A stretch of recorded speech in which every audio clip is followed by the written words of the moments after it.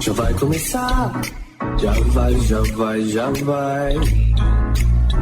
vai começar, já vai começar, isso é ADM. Já vai começar, isso é ADM. Isso é. Fala, meus estudantes queridos, eu sou o Rodrigo Nunes e está entrando no ar agora mais um episódio do podcast Isso é ADM. Eu sei, você sabe, todos sabemos que a ansiedade era grande, né, para mais esse programa. Então já aumenta esse volume aí e vem com a gente nesse nosso tradicional encontro. Quem vem comigo nessa é ele que está aqui do meu lado, Paulo Melo. Fala, Rodrigo! Eu também estava ansioso demais por essa resenha aqui para os estudantes e profissionais de administração de todo o país. Então, vamos nessa. Tudo bem com você, estudante? Espero que sim. Não vamos perder tempo e vamos logo começar esse programa. Então, sobe o som.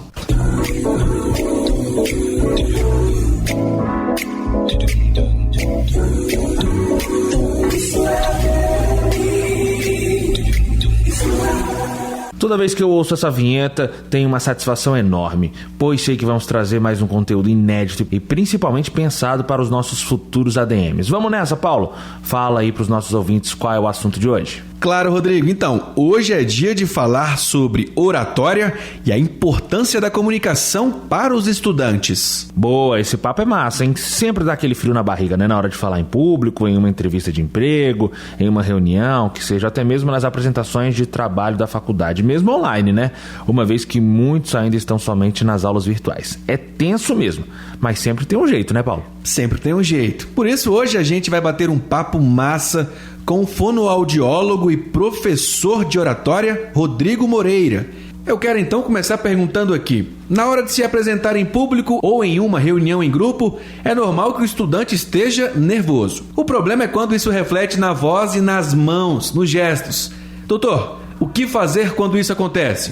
Realmente, ficar nervoso no início de uma apresentação é normal, principalmente no contexto sul-americano, brasileiro, em que a oratória não é ensinada para o aluno, para o estudante. Então, na hora que você vai falar em público, estudante, você vai ficar nervoso mesmo, porque você não sabe o que fazer para falar bem. E ninguém quer falhar em público, né? Então, muitas vezes o aluno ou estudante não tem dificuldade de falar, mas não quer falhar. E isso gera nervosismo, afinal de contas, ninguém quer pagar mico, né, turma? Então, agora, quando esse nervosismo é muito intenso, o ideal é você procurar ajuda, fazer um treinamento para diminuir o grau de ansiedade, de nervosismo, para você ficar mais seguro. A mão tremeu, não fala que está tremendo. Ficou nervoso, vermelho, não fala que está vermelho. Se você fala, as pessoas focam naquilo, observam e realmente vão confirmar aquela impressão, porque aumenta o foco no que você entregou, no seu ponto fraco. Então, a minha sugestão, não falar, continuar a sua apresentação. Geralmente o nervosismo diminui à medida que você vai falando. Agora, o estudante está falando na raça, né? Está falando sem técnica. Então, isso vai gerar um desconforto em grande parte da apresentação. Porque o nervosismo é fumaça, o fogo é a falta de preparo. E nós temos que agir no fogo, na causa do problema. Então, pensem nisso. A mão tremeu, transpirou, a voz deu uma balançada, tremeu. Só você é que sente isso. O público não percebe o nervosismo na mesma intensidade que você, estudante. Então vá em frente. E qual é o melhor aquecimento na pré-apresentação? O melhor aquecimento na pré-apresentação é você treinar as técnicas de oratória e fazer esse aquecimento mental da sua segurança para poder falar. E antes de falar, cada orador tem uma forma de se comportar. Na minha experiência, eu prefiro ficar mais quieto, na minha, um tanto quanto isolado, concentrando no que eu vou fazer, né? Visualizando o que eu vou fazer. De preferência, visualizando o sucesso, o acerto, eu agradando ao público.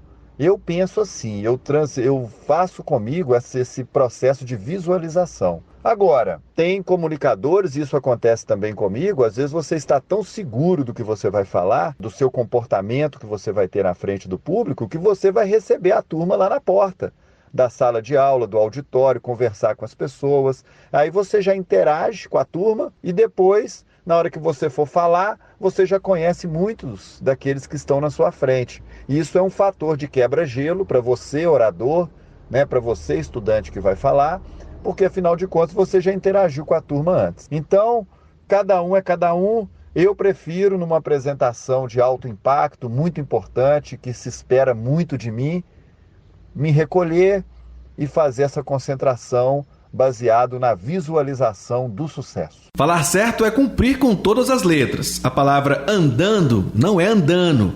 A palavra falando não é falando. É importante destacar e ter coerência na pronúncia em qualquer lugar, né, Rodrigo? Realmente, falar certo é importante, caprichar na dicção. Ainda mais nós, mineiros, que temos essa tendência regional de engolir o final das palavras.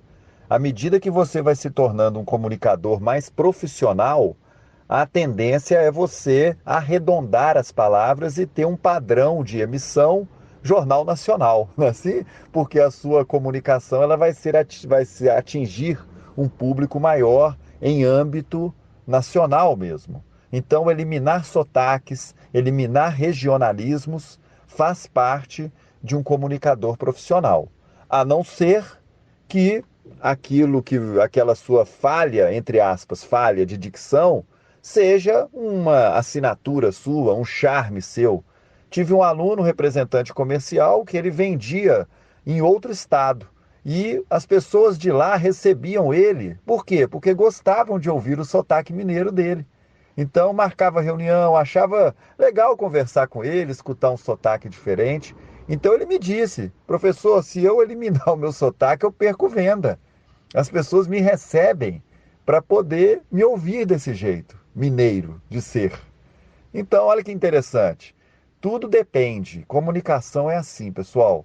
A palavra depende, ela aparece muito em contextos comunicativos. Então, temos que analisar o cenário, a situação, o ambiente e as pessoas para as quais nós vamos falar. Pausas longas são sinônimos de despreparo, insegurança, por exemplo? E como reverter isso? As pausas, elas de forma estratégica, elas são muito bem-vindas na comunicação, porque a pausa, o silêncio, provoca reflexão, expectativa, suspense, chama o público para refletir sobre o que você disse ou sobre o que você vai dizer. Então a pausa tem que ser estratégica e durar no máximo 2, 3 segundos. Não mais do que isso, porque se for muito longa, eu dou razão para você. Ela pode parecer que você teve um branco. E às vezes teve mesmo. Aí a pausa vem e depois você continua a sua fala. Mas isso tem que ser muito pontual e de preferência não acontecer. Agora, pense na pausa estratégica, no silêncio, que vai valorizar o que você acabou de dizer. Igual eu fiz aqui agora. Se você olhar no relógio aí, a minha pausa não durou nem 1,5 segundos. E causou uma puxada aí da sua atenção para o que eu acabei de falar. Como não repetir tantos os movimentos dos braços durante a fala? Isso pode ser um problema em alguma apresentação? A gesticulação é o maior desafio de expressão corporal de um comunicador. Treinar os gestos. Os gestos têm que ser simples, combinando com a sua fala, ao mesmo tempo que você fala, de forma lenta, quase em câmera lenta. Quem te vê gesticulando tem que ter a sensação que você está acertando sem querer. Mas se você é treinado, você não está acertando sem querer. Você está realmente utilizando suas mãos para fortalecer a transmissão da sua mensagem.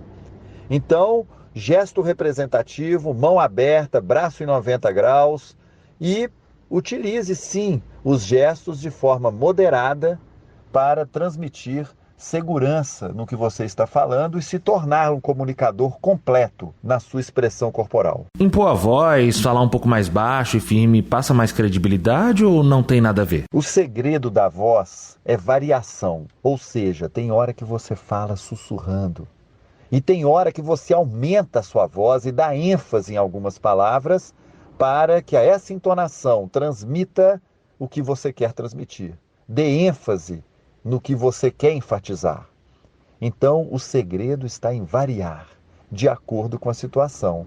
Daí a complexidade de um ato comunicativo. Você tem que estudar, estar bem seguro de qual intenção você quer provocar e não ser monótono, porque comunicador monótono faz o público desligar da apresentação. Existe uma expressão dentro da fonoaudiologia que chama-se acomodação auditiva. Comunicadores que estão concorrendo com a monotonia de um ar-condicionado, de um motor de um frigobar ou de uma ventoinha de um projetor, esse comunicador coloca o seu público para dormir, desliga a audição desse público para o som da própria voz. Então, varie a voz, dê ênfase, dê pausa, fale alto e sussurre também. Esse é o segredo. Isso é ADM, galera. A gente vai ficando por aqui. Gostou do papo? Então fique de olho aí nos streams, nas redes sociais do CFA, que daqui a pouco a gente volta com mais um podcast para você. Esse foi mais um podcast da Rádio ADM para você, estudante. Este material é produzido pelos colaboradores da Câmara de Comunicação e Marketing do CFA, Paulo Melo e eu, Rodrigo Nunes, com supervisão de Renata Costa. Até a próxima, pessoal. Valeu!